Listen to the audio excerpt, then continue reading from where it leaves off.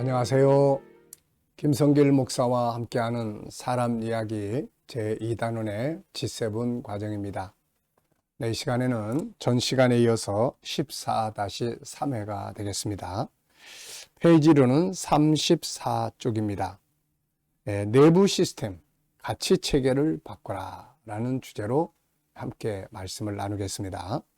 14장은 생각, 우리 안에 들어있는 그 생각의 우선순위, 이 가치의 우선순위를 바꾸면 삶의 변화와 발전을 만들어 올 수가 있습니다. 사람은 가장 먼저 떠오르는 것을 행동을 하게 되죠. 그래서 가장 먼저 떠오르는 것의 순서를 바꿔놓으면 삶도 저절로 바뀌어집니다. 그래서 이것을 가치의 체계, 순서다. 요거를 바꾸면 우리의 생활은 자연히 바뀐다. 그래서 생각이 바뀌면 삶이 바뀐다. 이런 말 하게 되는 겁니다. 자, 그래서 내부 시스템, 가치 체계를 바꿔라 하는 내용을 살펴보겠습니다. 자, 내 안에 있는 가치가 행동을 만든다. 가치라고 하는 것은 자기가 중요하게 생각하고 있는 것을 말합니다. 자, 다윗이 사울을 죽일 수 있을 때 주변 사람들은 다 사울을 죽이자고 했죠. 그런데 다윗은 그를 살려서 보냅니다. 그 이유는 다윗 속에서 작동하고 있는 시스템, 곧 가치관 때문이죠. 다른 사람들은 하나님이 준 기회야, 사울을 죽이면 이제 다 끝나, 이렇게 생각했지만 다윗은 하나님이 기름을 부은 사람을 내 손으로 해하는 것을 하나님이 기뻐하지 않으셔. 중요하게 여기는 기준이 서로 다른 거죠, 이게. 그래서 어떤 기준, 어떤 가치를 중요하게 여기고 있느냐에 따라서 삶의 모든 것은 다 바뀌게 됩니다. 야곱이 장자의 권리를 사려고 할 때 왜 에서는 장자의 권리를 팔고 야곱은 그걸 살려고 했을까요? 이 속에는 중요하게 여기는 가치의 차이가 있는 거죠. 에서는 물질을 중요하게 여겼고 야곱은 하나님, 영적인 것을 중요하게 여긴 거죠. 그러니까 어떤 것을 중요하게 여기고 있느냐에 따라서 결국 그 가치가 행동을 만들어내는 겁니다. 요셉이 노예 생활을 그렇게 열심히 잘할 수 있었던 것은 그 속에 어떤 가치관이 자리 잡고 있었을까요?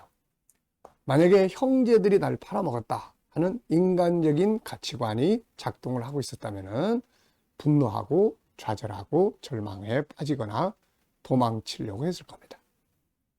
그런데 그 속에는 하나님의 관점에서 생각하는 이 가치가 자리 잡고 있어요. 모든 건 하나님의 뜻 가운데서 움직이는 거다. 하나님이 허락하지 않으면 이 일이 내게 이루어질 수 없다. 이 가치관이 그 삶을 수용하고 받아들이게 됐고 위대한 성공을 만들게 했던 거죠.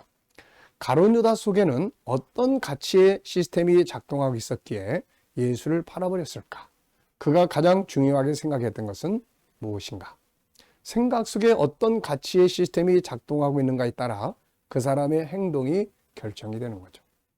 가룟 유다가 중요하게 여겼던 가치는 예수님이 아닙니다. 바로 돈이었죠. 그래서 그는 돈을 받고 예수를 팔아버렸습니다. 그러니까 우리가 신앙이라는 것도 올바른 가치, 복음의 가치를 제대로 딱 정립을 안 하면 잘못된 세상 것을 위해서 신앙생활을 하게 되고 나중엔 신앙을 버리게 되는 상황이 옵니다. 오늘 당신의 삶은 만족한가? 행복한가? 관계는 좋은가?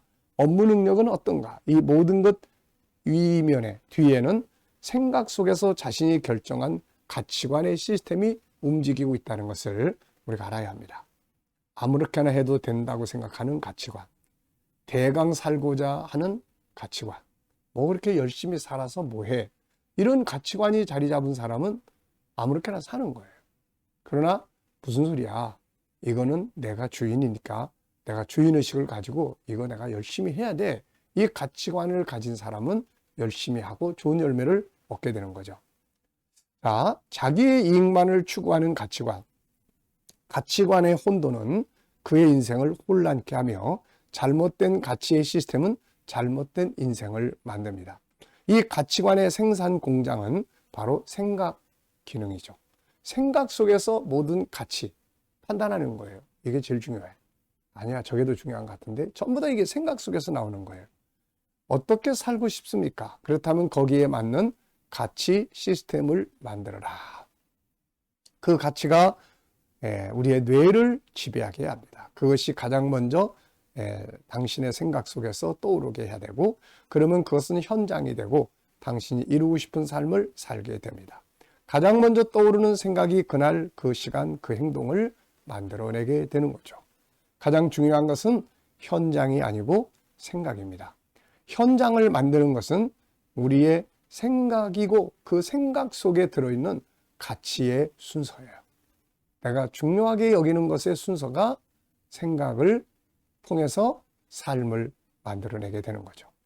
원수를 갚아야 한다는 가치 시스템이 작동하고 있으면 원수를 갚으려고 행동을 할 것이고, 원수를 용서해야 된다고 하는 이 가치 시스템이 작동하고 있다면 원수를 용서하려고 할 겁니다. 문제는 현실이 아니라 우리의 생각 속에 어떤 가치가 1순위로 자리 잡고 있느냐, 2순위로 정리되어 있느냐. 그래서 이 순서를 바꾸는 훈련이 필요한 거죠. 내 인생을 더 아름답고 더 행복하고 더 멋지게 살기 위해서 지금 내가 가지고 있는 중요하게 여기는 가치들이 요 정도의 행복과 요 정도의 삶을 만들었으니까, 그렇다면은 더 나은 행복한 삶, 더 나은 그런 삶을 살아가기 위해서는 이 가치를 어느 걸 더 중요하게 여겨야 되나? 영적인 걸 더 중요하게 해야 되나? 비즈니스 더 중요하게 해야 되나? 비즈니스 속에서도 고객을 더 중요시 여겨야 더 발전할 수 있는가? 제품에 대해서 더 중요하게 여겨야 되나?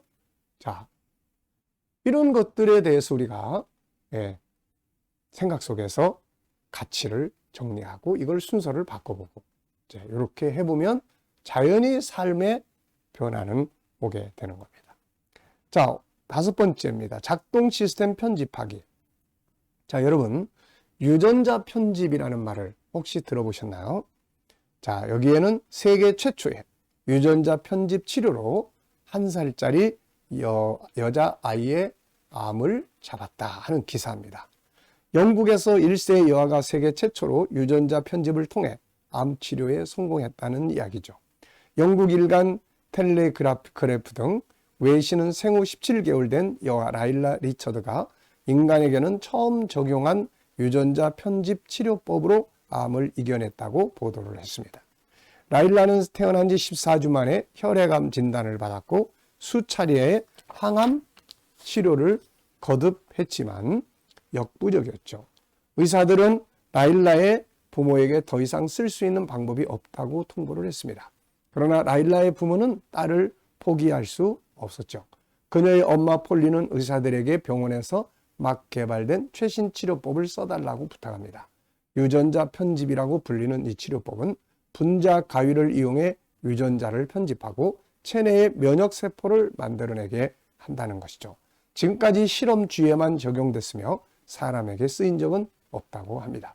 라일라의 아빠 에슬리 리처드는 이 치료법이 사람한테는 한 번도 쓰인 적이 없는 기술이라는 점이 가장 무서웠다며, 하지만 아이가 고통스러워하는데 선택의 여지가 없었다고 합니다. 극약 처방을 쓴 결과는 성공적이었어요. 엄마 폴리는 결과가 성공적이라는 이야기를 듣고 눈물을 쏟아냈습니다. 나는 우리가 행운이었다고 생각하며 다른 아이들이 이 새 치료법에 도움을 받을 수 있도록 라일라가 앞으로 건강하기를 바란다고 이야기를 했고, 의사들도 기적에 가까운 일이라며 라일라의 치료 성공에 놀란 반응을 보였다고 합니다. 편집이라고 하면 무엇을 생각하게 됩니까? 책이나 글이나 서류 정리 등을 생각하게 되죠. 그러나 알고 보면 편집을 해야 할 것은 많습니다. 위의 이야기처럼 의학적인 면에서도 사용되고 있지만 우리의 삶의 많은 부분에서도 편집이 필요합니다. 그래야 올바른 가치 체계를 세울 수 있고 삶의 시스템을 바꿀 수 있기 때문이죠. 자, 우리의 삶 속에는 편집해야 할 내용이 너무나 많아요. 우리 생각, 언어, 행동들을 살펴보면 있어서는 안 될 내용들이 들어가 있으면 그거 잘라내고, 또 꼭 행복을 위해서 들어가야 될 언어, 생각, 행동이 있으면 그걸 집어넣고, 이렇게 해서 편집을 하면 행복한 삶을 만들어 갈 수가 있게 되는 것입니다. 자, 다음 이야기 계속해서 진행을 하겠습니다. 다음 시간에요. 자, 이 시간 여기까지 하고 마치겠습니다. 감사합니다.